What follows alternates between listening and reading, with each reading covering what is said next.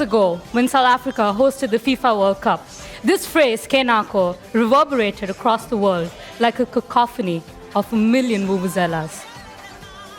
Africa's moment had come. My name is Malaika Kapur. And I'm Kuzi Mutonga. And today we are here to challenge conventional wisdom surrounding Africa, redefine conversations, and provide a refreshing perspective on enterprise on the continent, and why each and every one of you should be excited about Africa's growth story. Now, as a little kid, my grandfather regaled me with stories of my forefathers who came down thousands of miles away, crossing treacherous oceans from India to Tanzania in search of spices. Now, back then, as a little kid, what stuck with me were images of my great-great-great-grandfather trying to climb trees to avoid wild animals.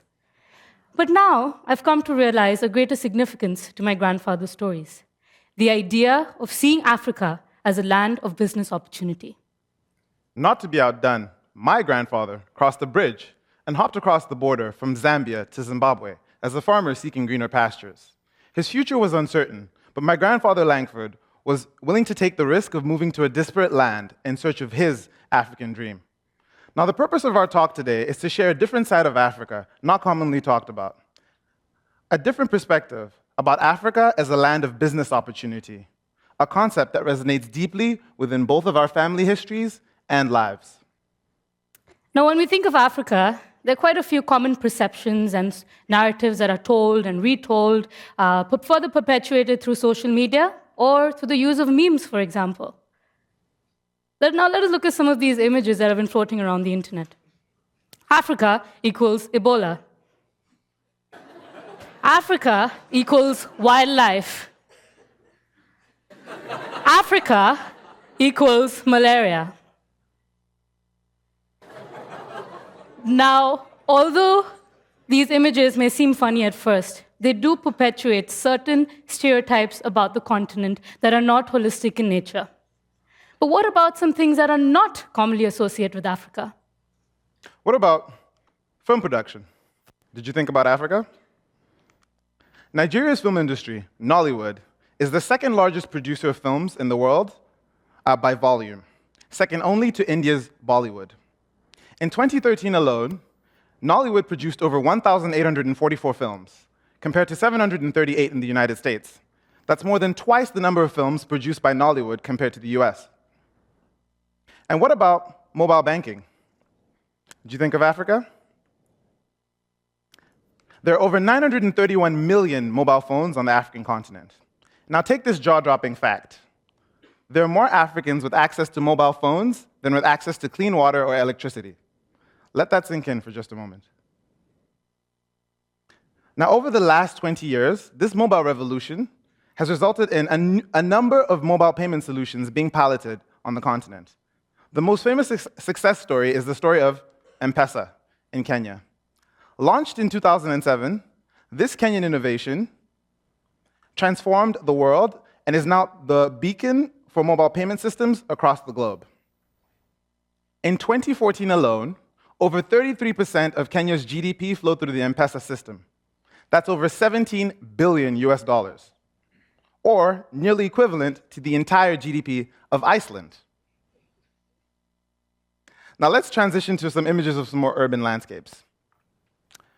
Which city do you think this is? This is Abidjan, the capital city of the West African nation of the Ivory Coast. And which city do you think this is? This is Tunis, the capital of the North African nation of Tunisia. Now, despite being home to the Arab Spring, Tunisians have historically had a very enterprising culture. Let's take the example of food. How many of you cook with olive oil every single day? I know I do.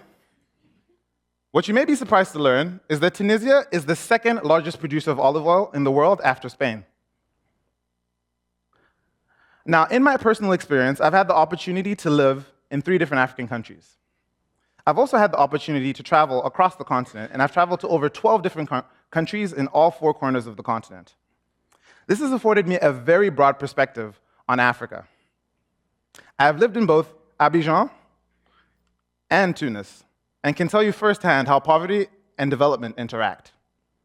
In telling the African story, there's always the need for balance. This is also Abidjan, and this is also Tunis. Now, what Kuzi has shown you is basically two realities of Africa, two sides of the same coin. By shedding light on Africa's growth story, we are not trying to shy away from the immense challenges the continent continues to face, but rather to see in those challenges opportunities for growth and opportunities for businesses to emerge. Now, let me tell you a personal example of what leveraging business means to me. Take the example of healthcare sectors in Tanzania. In Tanzania, there is a lack of pediatric cardiac surgery facilities. It is estimated that 1 out of 200 children in Tanzania is born with congenital heart defects, which means that these are children who are born with holes in their hearts. If left untreated, they live up to an average age of 19 to 21 years. Think about that for a minute. That's probably the average age of us sitting in this room right here today. Now, to solve this issue, what came about was a project called the Tanzania Heart Babies Project 35 years ago by a young doctor called Dr. Kanabar. He's not young anymore, but he's still young at heart. And this project aims to raise funds for children born with congenital heart defects and send them abroad to places like India for open heart surgery, and thus by that way give them new leases of life. Now, I've been fortunate to be part of this project since my time in high school, and also had the opportunity of bringing it here to Canada and initiated with some of my friends at UBC. Now, although this project has been transformational in saving the lives of over 3,000 children over the past 35 years, and over 12 children in the past 3 years from UBC student efforts, there may still be 1,000 other children standing in line waiting for surgery at every given moment. Now, let me share with you a story of a young Toto. Toto means child in Swahili, whom I had the opportunity to meet during my travels in the Ngorongoro Crater region of Tanzania with my friend Maya when we were there in summer of 2013. Now, in the Maasai village, I came to learn that this young Toto was living with a congenital heart defect. And I spoke to her father saying that before leaving the village, that when I go back, I will try my best efforts to help support her to go to India for her open heart surgery. Now, when I returned back to Vancouver, I started fundraising efforts. I came to learn that she had passed away in Tanzania. Now, why am I sharing this story with you today? Tanzania lacks pediatric cardiac surgery facilities, like I mentioned earlier. This young Toto did not have access to these facilities and sadly passed away. Now, although sending children abroad in places like India may be a solution in the short term, I want to start engaging in conversations where we look at more long-term, sustainable, more localized solutions through the power of businesses and enterprises to help alleviate the challenges faced in the healthcare sector in Tanzania. Now, this got me thinking, what is the potential of businesses in the healthcare sector in the African market? And I found out that there have been quite a few revolutionary technological advancements that have been taking place around the continent. For example, with the advent of the mobile revolution, like Kuzi mentioned, businesses such as mobile networking firms, such as Vodacom in Southern Africa, have recognized the potential in the healthcare sector, where mobile health, or M-Health, is using mobile devices and technology to help alleviate and help grow the capacity of healthcare facilities on the continent. Or take the example of telemedicine, where telecommunication is used as a form where healthcare workers in places like India get to remotely diagnose patients in rural parts of Africa. So these examples really show that although there are challenges in the healthcare sector, they're giving opportunities for businesses to emerge. And in turn, these businesses are helping alleviate these challenges. Now, Malaika's story showcases the potential of businesses to improve healthcare delivery systems across Africa. Now, I want to share an often lesser told story, the story of the African youth. Africa is the world's youngest continent by median age. The median age in Africa is 20, compared to 36 in North America. According to the World Economic Forum, by the year 2050, Africa will add over 1 billion people to its existing population, forming the next wave of global superconsumers known as the next billion. Now, this means there's enormous potential for businesses to thrive in Africa over the next 40 years. But in order for Africa's economies to thrive, they need to start harnessing the potential of their youth. There are over 3 million Africans enrolled in tertiary institutions across sub-Saharan Africa, yet unemployment rates remain excessively high compared to other regions of the world. Now, if you believe that brilliance is evenly distributed and opportunity is not, then this next story will resonate with you. This is the story of Andela, the African startup that's making waves for its disruptive talent recruitment and training model. Andela scouts for smart and ambitious Nigerians and trains them to become world-class web developers and programmers. Through their rigorous selection process, successful alumni from the Andela program are placed with Fortune 500 companies like Microsoft, as well as up-and-coming startups, all on the African continent. Andela is the perfect example of a business that's tackling the issue of youth unemployment head-on and shows that you can solve youth unemployment by providing youth with world-class skills that are in demand and that are competitive globally. Now, I've just shared the story of the African youth with you. But what does Africa's growth story mean for us as university students? 2 months ago, I was seated at the AMS Nest, our student union building, when I struck up a conversation with a girl out of the blue. Her name was Andrea. Andrea is part of UBC's biomedical engineering student team. That's Andrea to the left. Now, UBC's biomedical engineering student team, known as the BEST acronym, had recently undertaken a project, a 3-week research and fact-finding mission in Kenya and Uganda called the International Medical Device Initiative that aims to identify challenges in medical environments, in international environments, and work with local clinicians and researchers to establish long-lasting and sustainable relationships.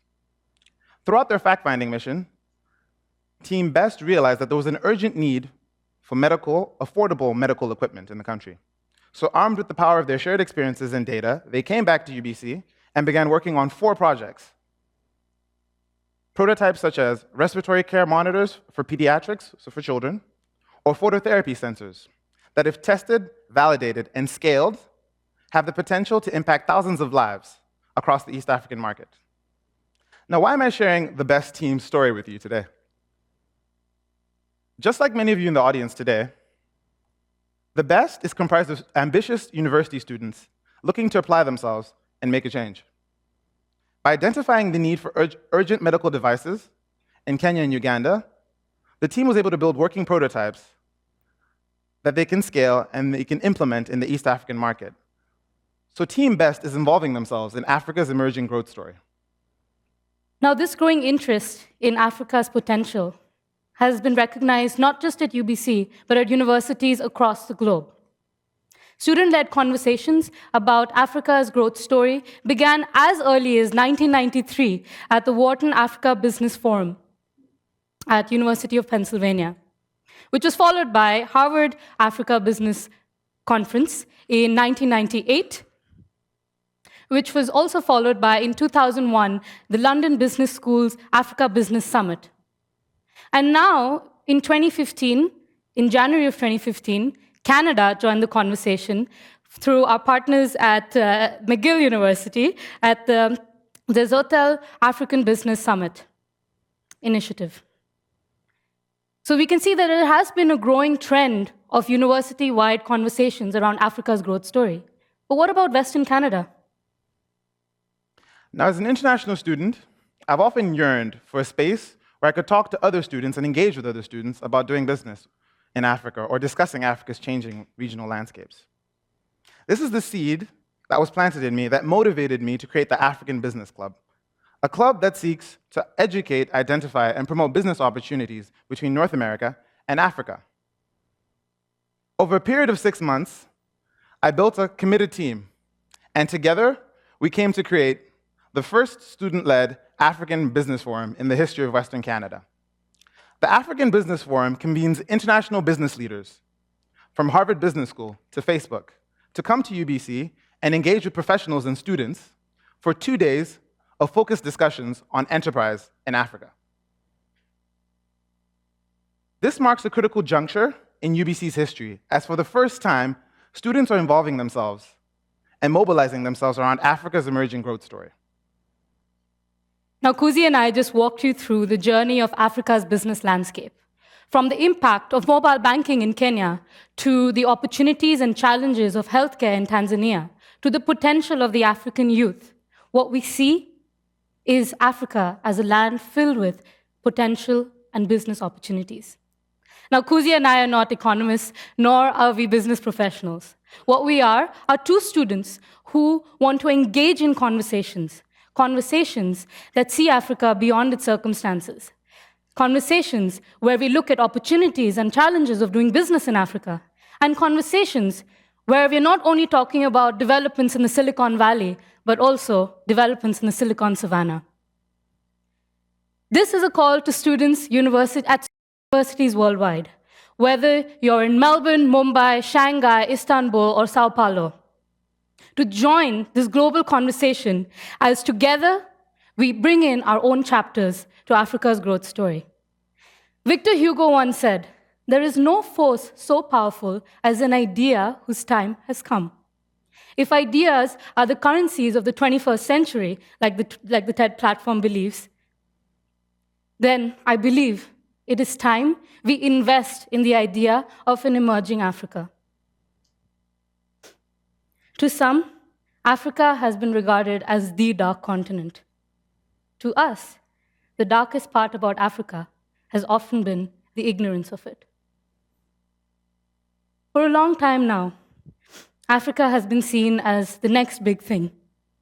Friends, Africa is already happening. Africa has arrived. Africa is today. Thank you.